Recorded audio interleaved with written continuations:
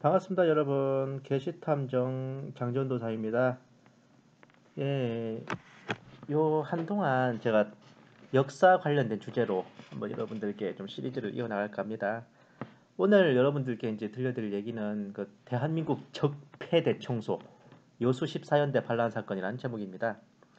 여러분 그 군대에 관심 있으신 분들이나 군대 갔다 오신 분들 다 아시겠지만 우리나라의 모든 단위 부대의 숫자에서 거의 모든 단위 부대에서 사자가 붙은 부대는 거의 찾기 힘들어요.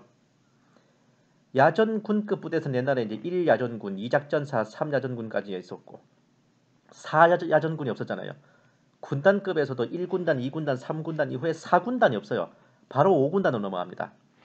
사단급에서도 1사단, 2사단, 3사단 다음에 4사단이 없이 바로 5사단으로 넘어가요. 연대급에서도 4연대가 잘 없어요. 대대급에서도 4대대는 거의 잘 없죠. 중대급, 소대급에서도 4중대, 4소대는 찾아보기 힘들어요. 대체로 화기중대, 화기소대 뭐 이런 식의 명칭으로 불리고 있습니다.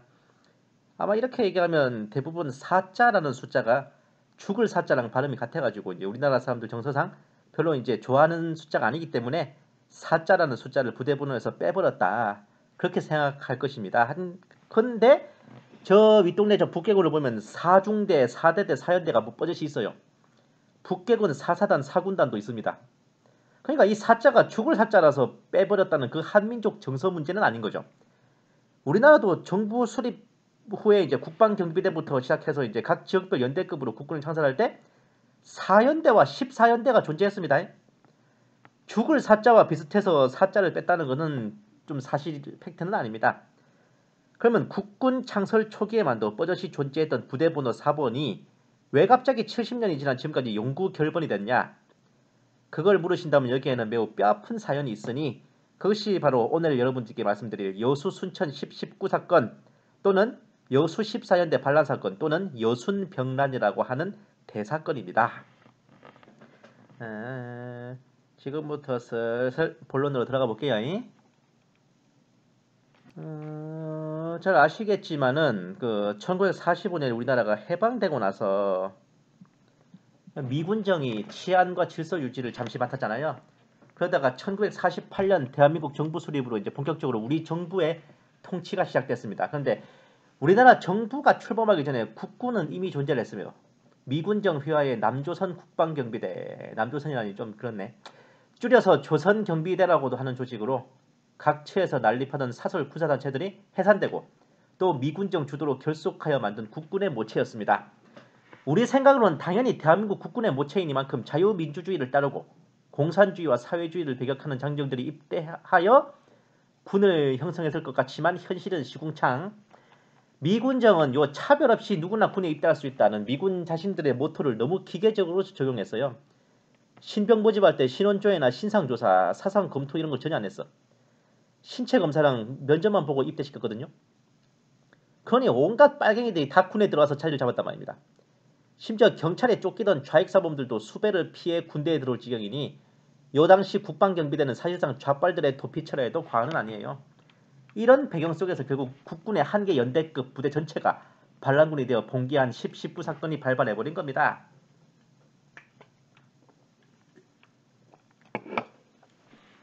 이런 노다지를 놓치겠어요? 결국 이 남로당 수계 박헌영이가 국군을 장악하기 위해 전면적인 침투 공작을 시도했습니다. 남로당 중앙당 군사부에서는 장교들을 포섭해서 침투하고 각 지방 도당에서는 부사관과 병사들을 포섭해 침투하는 방식이었죠.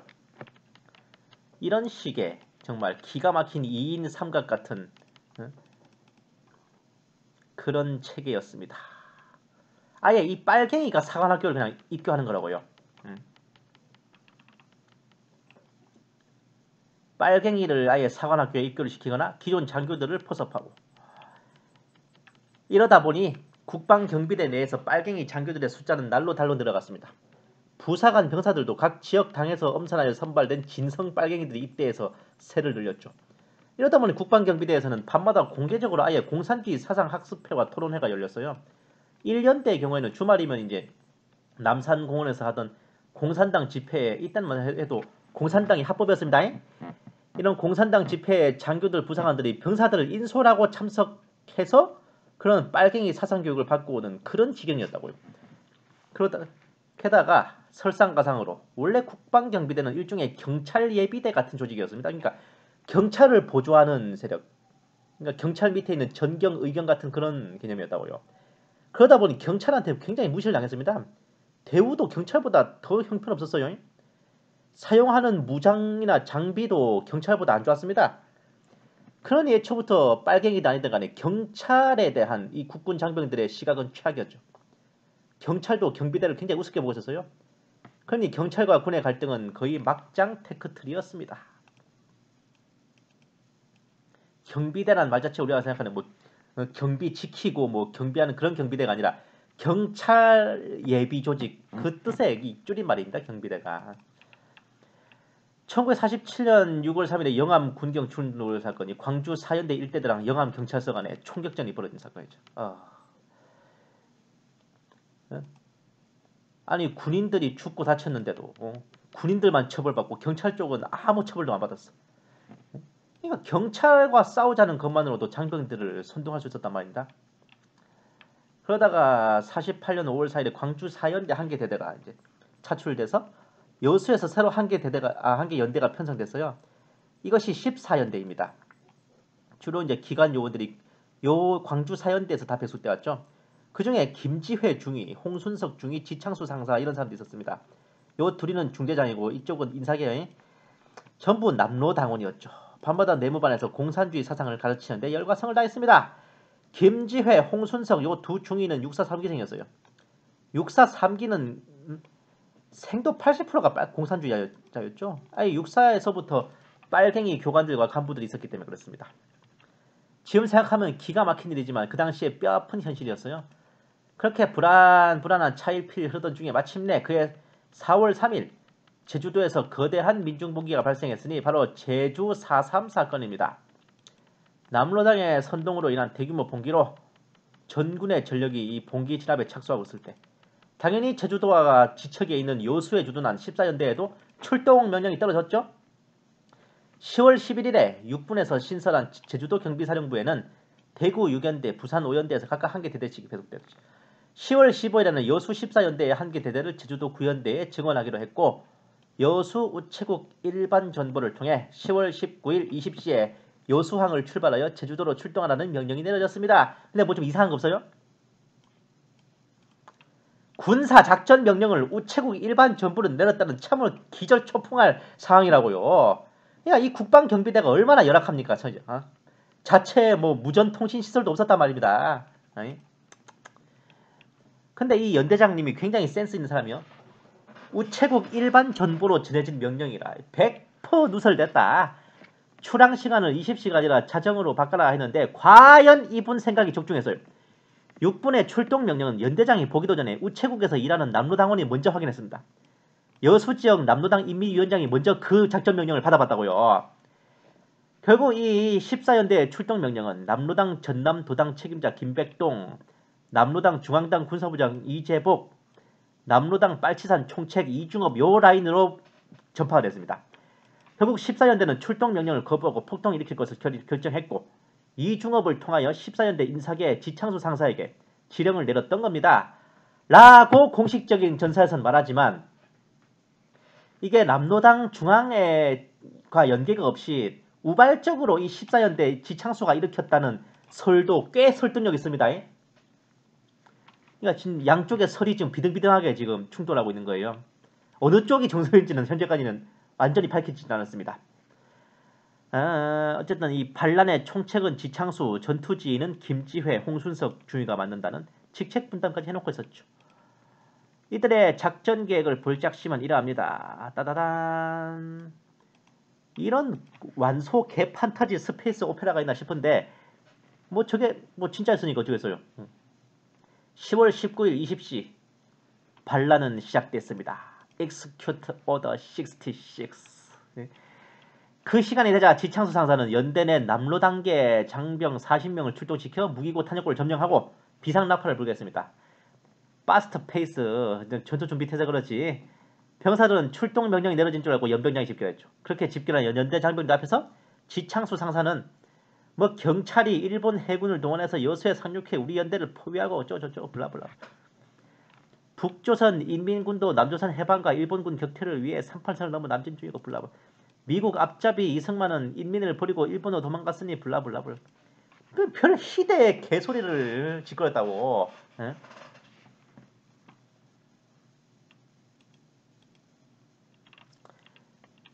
뭐가 뭔지 모를 묘한 상황에 벌써 바람잡이로 심어놓은 남로단계 장병들은 얼싸 하며 박수를 치니까 나머지 한 2,000명 되는 장병들은 어리둥절? 여긴 어디 나는 누구 이러고 있잖아요.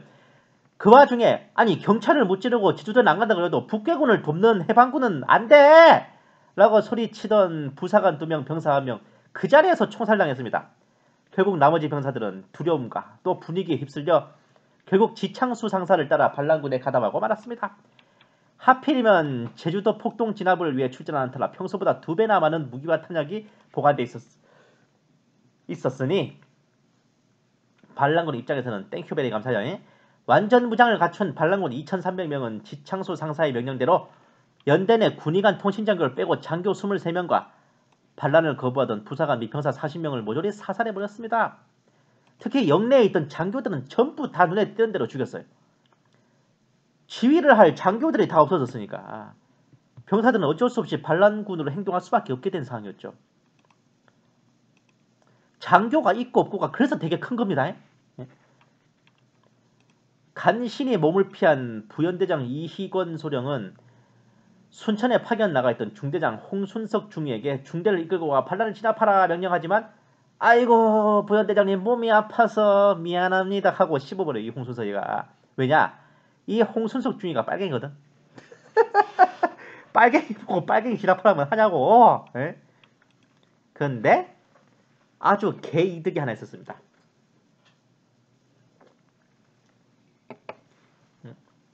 반란군한테 잡혀 죽은 장교 23명 중에 같은 남로당원 뿌락지가 굉장히 많았어. 말했잖아요. 남로당 군사부에서는 이제 장교 부사관 병사를 전부 다른 라인으로 관리했다고요. 장교는 장교끼리만 알아보고 부사관 그 병사는 또 자기들끼리만 알아본다고. 그러니까 지창수 상사는 14년대 장교들 중에 같은 남로당원이 있을 거라고는 상상도 못했던 겁니다. 이게 점조직의 폐해야. 심지어 이 김지회 중위도 처음에 반란군들이 야 이 장교 새끼야 하고 죽이라 그랬다니까 이 사람을. 빨치산 두목인 이현상이 이제 14년대랑 합류를 해서 김지회 중위의 신원을 확인해준 후에야 반란군 지휘를 맡을 수 있었습니다. 그러니까 이게 손발이 안 맞았잖아 봉기가. 남로당이 손때 묻혀 포섭하고 키웠던 14년대 내 빨갱이 장교들을 같은 빨갱이 손에 싹싹. 이래서 이 14년대 반란이 남로당 중앙에 지령 없이 그냥 우발적으로 지창수가 일으킨 반란이라고 보는 게 더 정설 같은 거예요. 이래 14연대가 봉기를 했어. 그러니까 여수시내 빨갱이 학생들과 남로당원들이 일시에 호응했고 여수경찰서 습격을 시작으로 우체국 관공서를 접수. 거의 뭐 주유소 습격 사건과 경찰서를 털어라요. 경찰 공무원 우파 인사들 조직적으로 학살했습니다. 까고 보면 14연대 여수 14연대라 그래도 그 14연대 군인들이 여수 사람들이 아닙니다. 근데 그 사람들이 어떻게 여수지를 그렇게 잘 알아? 바로 그 지역 토착 빨갱이들이 가담했으니 거의 뭐 티맵에 내비게이션 켠 것처럼 아주 속속들이 찾아냈지. 5시간 만에 여수는 함락되고 붉은 깃발이 내걸리고 말았습니다. 이들 반란군은 인민공화국으로 선포하고 6개 항목의 결의서를 발표하였으니 어미 이런 빨갱이 역적놈의 새끼들 봤나 이거. 어?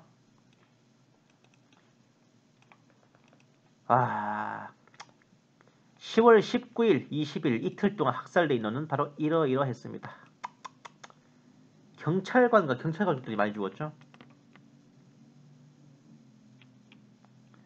이 14년대 반란군의 가세에서 폐악질을 한 놈들 중에 학생들이 많았어요.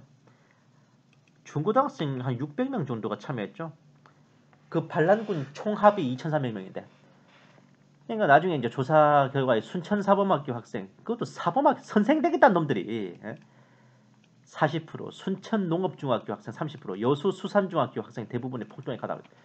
이 시절에도 전교조의 활약이 대단했어요. 예? 여수를 이렇게 피떡갈비로 만든 뒤에 곧바로 통근열차 타고 순천으로 진격. 순천에서도 그야말로 인신제사가 벌어졌습니다. 집집마다 시체 한 구 없는 집이 없고 가구마다 통곡 소리가 그치지 않았으니 이게 무슨 혁명이요 항쟁이요. 게다가 여수, 순천이요 벌교, 창성, 광양, 남원, 구례, 보성, 고흥 잇따라 폭동과 학살극은 줄을 이었습니다. 이 전라도에는 무슨 마가 꼈나 저 땅에는. 이런 상황에서 폭동을 진압하지 않을 수 없잖아요.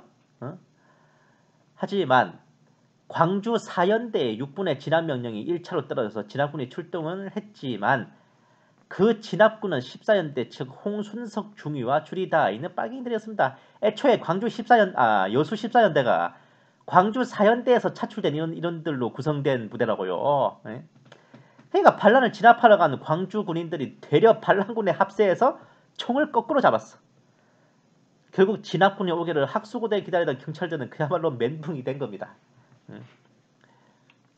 이에 정부는 못살겠다 갈아보자 하고 대대적인 진압군 파견을 결의했죠. 3년대 12연대를 출동시켰습니다. 마침내 10월 23일에 순천을 탈환.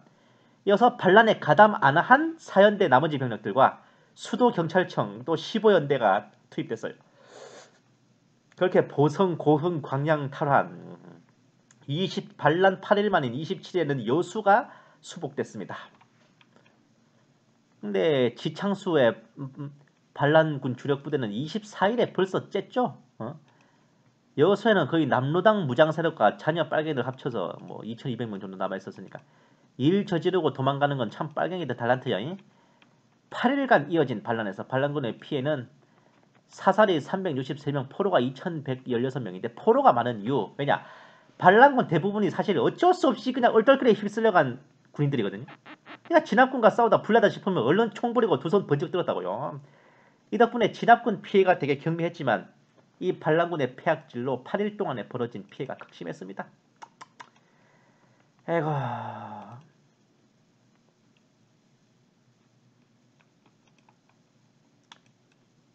여수 순천에서 거의 뭐 실종된 사람도 거의 죽었다고 시체만 못 찾았다 뿐이지 거의 뭐 죽었다고 봐야 됩니다. 4,000 거의 6,000명 한 7,000명 넘는 인원이 거의 뭐 죽고 부상자까지 합치면 10,000명 가까이가 날아갔죠. 얼마 만에요? 8일 만에. 예? 아유, 자 이렇게 이제 큰 판은 끝나고 뒤처리를 고등군법회의에서 열렸습니다. 이거 특히 전라남도 지역에서는 좌빨 교사들 61명을 파면했고 전 지역을 싹싹 훑어가지고 3,500명이 넘는 좌빨들이 추가로 또 체포가 됐어요. 여수 14연대는 여수가 탈환된 10월 27일 그 다음 날인 28일부로 해체됐어요. 반란을 일으킨 여수 14연대와 그에 가담한 광주 4연대로 인해 대한민국 국군의 부대분에서 사자는 영구 결번이 되고 말았습니다. 뭐 이 사이에 있었던 중요 에피소드로는 10월 21일에 순천에서 학교 다니던 손양원 목사님의 두 아들이 빨갱이 학생들에게 끌려가 순교했는데 이때 손양원 목사님의 두 아들을 죽인 빨갱이 학생은 손양원 목사님의 아들로 입양됐죠. 정말 사랑의 원자탄입니다. 손양원 목사님이. 다시 본론으로 와서 제가 앞전에 말씀드렸지만 14연대의 반란은 남로당 중앙과는 별로 연계가 없이 14연대 빨갱이들 특히 지창수 상사에 의해 충동적으로 일어난 깜짝쇼라는 게 정설이죠. 그러니까 같은 당원인 장교들도 못 알아봐서 다 팀킬해버렸잖아. 남로당 조직들이 제대로 발통 걸리지도 못했어요. 이래서 전국 단위의 대규모 봉기로 번지지도 못했습니다. 그러니까 14연대 반란은 공산당 입장에서는 너무 일찍 터뜨린 샴페인이었어요. 조루요 조루. 8일 천하에 그친 실패작이었다고요. 그리고 국방경비대가 창설된 이래 심혈을 기울여 키웠던 군내 공산당 세포들은 일거에 뽑혀버렸고 군을 동원하여 대한민국 정부를 무너뜨리려던 박헌영의 꿈은 좌절되고 말았습니다. 훗날 김일성이가 박헌영을 숙청하면서 갖다 붙인 죄목 중에 뭐가 있었냐? 국방군 내 당조직을 무너뜨리기 위해 일부러 때이른 봉기를 조장하여 터뜨려버렸다는 거에 추가됐죠. 팀킬한 거 아니냐 일부러. 자, 아직 안 끝났어요. 사실 14연대와 4연대만 보여드렸지만 나머지 부대들이라고 조용했던 거 아닙니다. 14연대 반란은 제일 크게 터진 것 뿐이었어요. 나머지 소소하게 터진 거는 진짜 짜잔. 이러니 14연대의 반란을 진압하러 출동한 광주 4연대 선발중대가 덜컥 반란군에 가담한 것도 무리는 아니었다고요. 광주 4연대에 이어서 출동한 마산 15연대의 연대장 최남근 중령은 설렁설렁 하다가 아주 자기 부대에 큰 피해를 입었죠. 한 개 대대를 그냥 반란군에 아싸리 합류시키려고 기회를 노리기까지 했다니까. 왜 그랬냐? 이 15연대장 최남근이가 북한에서 교육받고 김일성의 지령으로 위장 입대한 빨갱이였습니다. 이 예에 휘하에서 1대대장 최정호는 훗날 6.25 전쟁 때 뭘 보겠죠? 대구 6연대 창설의 주역이기도 했고 뛰어난 빨갱이 요원으로 수많은 공산 뿌락지들을 양성에 침투시켰던 최남근은 1949년 5월 26일에 처형되었습니다. 그나마 죽기 직전에야 이 사람이 정신 차렸다고. 옛 전우들한테 대한민국은 유망하고 장래가 있으니 대한민국에 충성을 다해라 라고 당부한 뒤에 총살 직전 마지막 유언은 대한민국 만세였습니다. 아마 이 사람이 감옥에 있으면서 자기 그 빨갱이 동무 동지들이 저지른 폐악질에 대해서 들었겠죠. 자기가 생각하던 건 이게 아니었는데. 그래서 이 사람이 죽기 전에는 정신 차렸을 것 같습니다. 자, 10월 28일에 14연대 반란이 끝났지만 11월 2일에 광주 4연대의 또 다른 중대가 중대장 앞에선 최남근이고 여기서는 또 김남근이. 남근들이 왜 이래 이거. 중대장 김남근 중위의 주도로 반란이 휘달치나 또 그 어간에 군산 12연대 5중대장 김응록이가 대대장을 암살하고 반란을 일으키려다가 발각되어 처형. 대구 6연대는 애초에 창설요원인 최남근부터가 빨갱이였지. 역대 연대장 중에 2대, 3대, 5대 연대장이 빨갱이. 왜 그랬냐? 1946년에 일어난 남로당의 대구 폭동사건 관련자들 다수가 도피처로 입대한 곳이기도 합니다. 11월 2일 이정택 상사, 곽종진 상사 주도로 1차 반란. 이건 미군 1연대 전차 부대가 출동해서 진압했어요. 12월 6일 이동백 상사 주도로 2차 반란. 이건 경찰서 털고 803으로 도주해서 빨치산됐어요. 1949년 1월 30일에 3차 반란. 와, 이 6연대가 대대 중대가 막 쪼개져 있어가지고 대규모 반란이 그냥 못된 게 천만다행이지. 이래서 대구 6연대는 마지막 반란 후 해체되어 22연대로 재편성됐습니다. 진압군들이 이지랄 하는 동안에 작전이 당연히 차질이 빚어지겠죠. 그 틈을 타 김지회, 홍순석, 지창수를 비롯한 반란군 주력은 여수에서 빠져나와서 지리산으로 쬐어요. 그들을 가로막던 12연대가 11월 4일 반란군과의 전투에서 대패하고 말았습니다. 12연대장 백인기 중령이 포위된 끝에 포로로 잡히지 않으려고 자살해버렸어. 연대장이. 그야말로 전군의 멘붕을 일으킨 사건이었습니다. 하지만 3일 후 11월 7일 반란군에 가담했다가 다시 국군에 투항한 김두열 소위 및 요 90명의 장병들이 결사돌격을 해서 김지회의 주력 부대를 대파하는 승리를 거뒀고 이것으로 다시 전세가 뒤집혔어요. 14연대 반란군은 또 전면 전투를 중지한 채 다시 산속으로 쬐습니다. 이 전투를 지휘하니까 연대장이 죽었으니까 12연대 부연대장이 백선엽 장군의 동생인 백인엽입니다. 이렇게 반란은 일단락 됐는데 아이고 그 사이에 나라 분위기는 개판이네. 1946년 조선공산당의 정판사 위조집회 발행사건으로 민심이 흉흉. 대구 총파업 11폭동사건, 48년에는 제주 4.3 사건, 진압하러 간 구연대장 박진경 대령이 밑에 중대장이자 남도당 뿌락지 문상길 중위에게 살해. 이어서 제주 폭동 진압하러 보낸 14연대가 연대 통째로 반란을 일으키고 그 반란 진압하라고 보내놓은 광주 4연대가 반란에 가담하고 그거 진압하라고 보내놓은 15연대 6연대가 이어서 반란. 이 대한민국이 미치고 환장을 노리시더라고요. 이게. 이런 상황에서 반민특위 같은 걸 만들어서 느긋하게 친일파 청산이나 하고 있을 시간이 있겠어요? 이런데도 남로당은 정식 등록된 합법 정당으로 행세하며 대놓고 정치활동하고 있으니 그런 역적질을 하는데도 처벌할 법이 없었습니다. 이게 진짜 기가 막혀 코가 막힌다고. 결국 이런 참상을 더 두고 볼 수 없었던 국방장관 이범석 장군과 참모총장 최병덕 장군은 이승만 대통령에게 용단을 내릴 것을 건의했습니다. 결국 이승만 대통령의 주도로 재헌국회는 내란 방지법을 제정할 것을 동의했고 국회 법사위원회에서 마침내 전문 5조로 구성된 법률이 작성되어 11월 9일 국회 99차 본회의에 제출되었습니다. 이 법률 초안이 1948년 11월 20일 국회 본회의를 통과했고 12월 1일에 공포되었으니 이것이 바로 국가보안법입니다. 빨갱이들의 주장 혹은 내막을 잘 모르는 일부 국민들 생각과는 달리 그 무슨 독재 권력을 위한 탄압 목적이 아닙니다.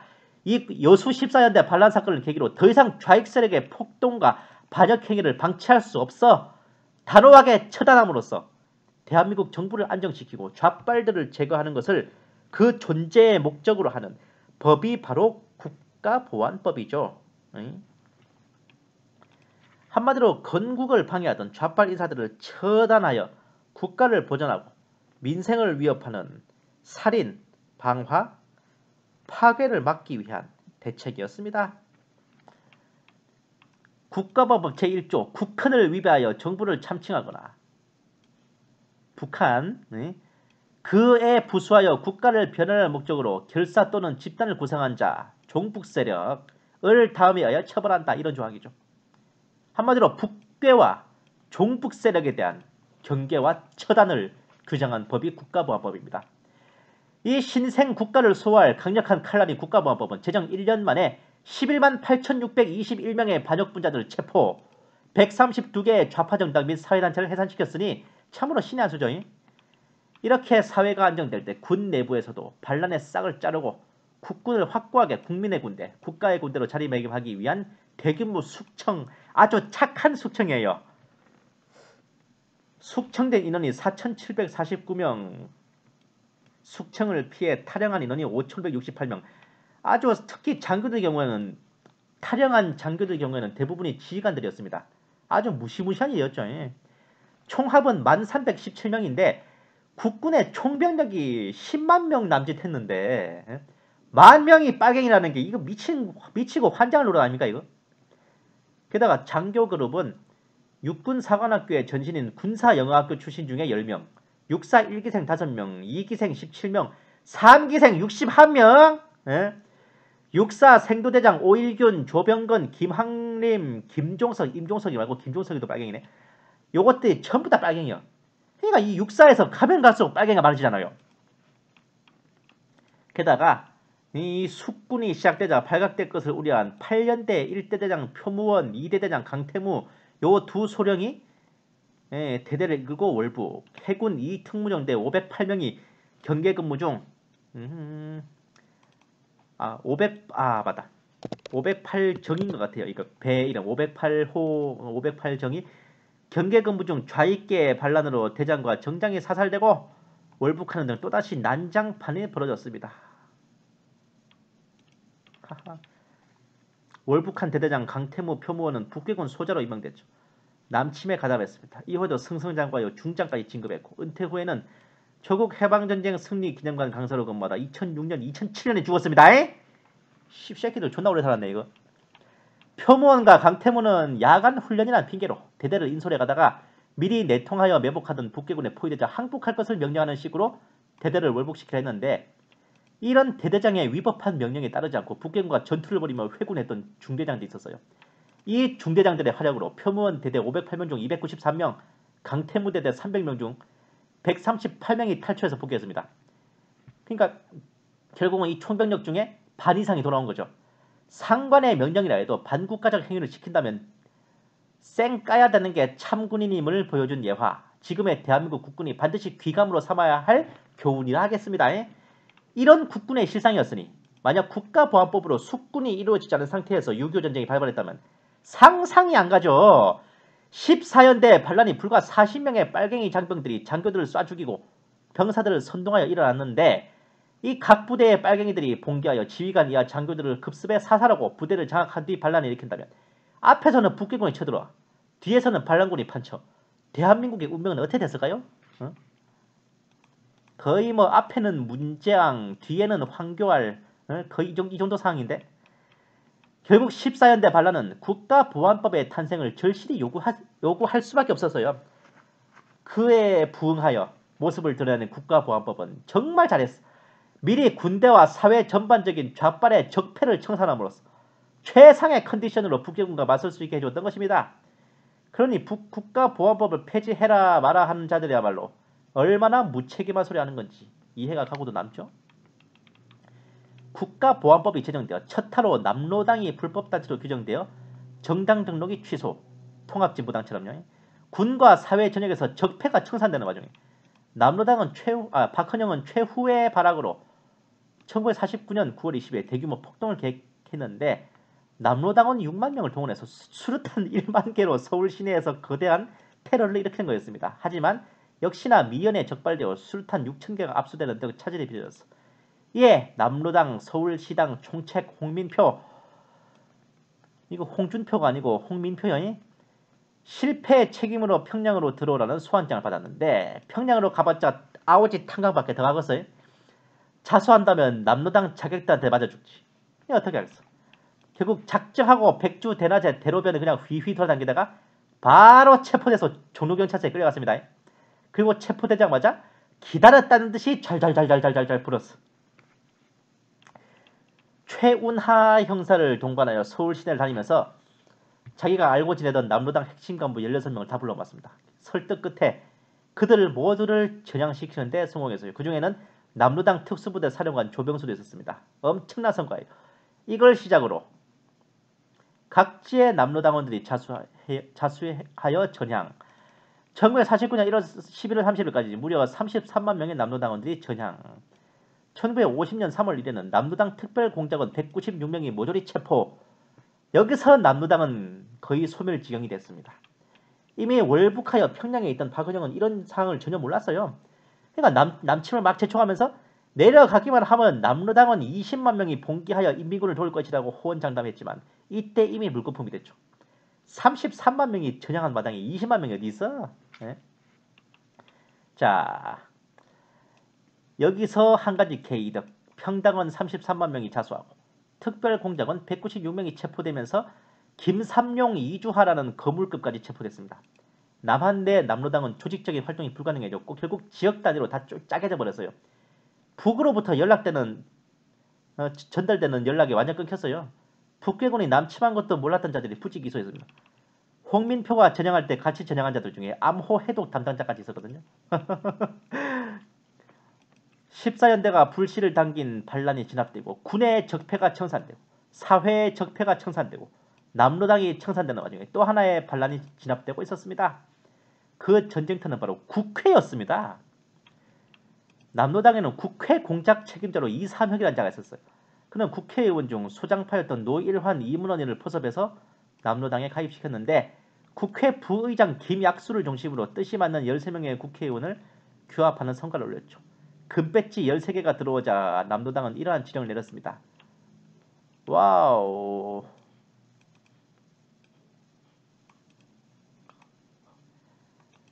(6.25) 전에 미군이 철수한 게 과연 우연이었을까요?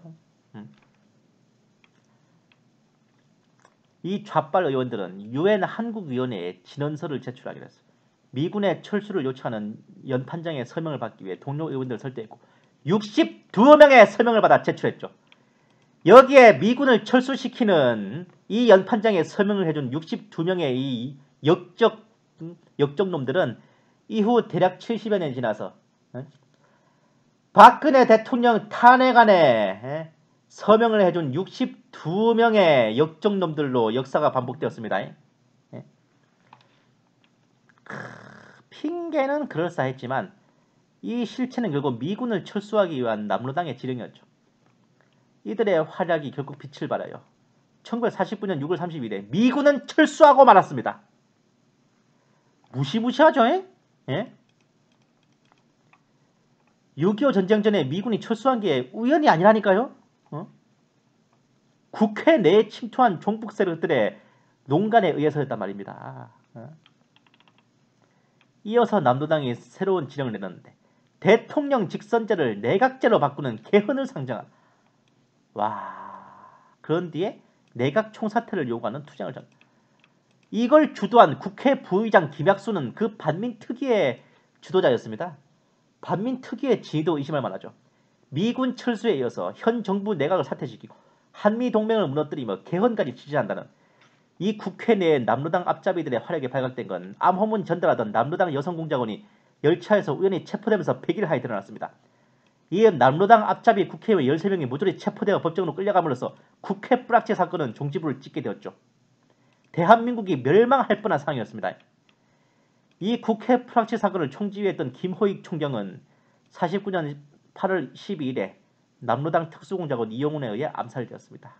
순직했습니다. 국회 뿌락지 사건은 남로당의 지령을 받은 좌빨 국회의원들에 의한 국가 반역 음모가 명백했지만 1989년에 어떤 변호사에 의해 국회 뿌락지 사건 사실인가라는 글이 개간 역사 비평에 실려 국회 뿌락지 사건은 조작되었으며 이승만 정부의 독재 권력을 위한 국회 탄압이라는 반박이 나왔어. 하지만 그런 눈물겨운 변호를 비웃기라도 하듯 아주 쌍바퀴를 날렸지.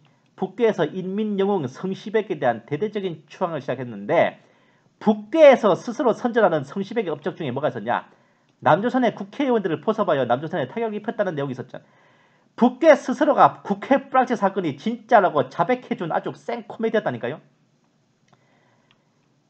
국회 뿌락지 사건이 조작되었다고 주장했던 그 변호사는 바로 박원순 변호사입니다. 지금은 서울시청에 가시면 만나보실 수 있어요. 예. 이렇게 국군과 국회와 국가 전반에서 벌어진 공산주의자들의 반란은 모조리 소탕되었고 신생 대한민국은 이제서야 어지간히 깔끔해진 상태로 바로 설 수 있었습니다. 국군을 장악하려 했던 빨갱이들의 모습을 보며 국군이 국민의 군대로 바로 서 있어야 함이 얼마나 중요한지 알 수 있으며 국회를 장악하려 했던 빨갱이들의 모습을 보며 국민 주권이 제대로 발휘되어 국회를 온전히 애국 세력의 장악하에 지켜내는 것이 얼마나 중요한지 알 수 있었죠. 2020년 4월에 총선이 더더욱 중요한 이유가 있습니다. 그리고 그런 국군 통수권자, 국가 원수인 대통령이 어떤 사람인가가 정말 중요하죠. 이승만 대통령이라고 하는 강성이 아니었다면 과연 가능했을까? 이런 게 괜히 국부가 아니에요.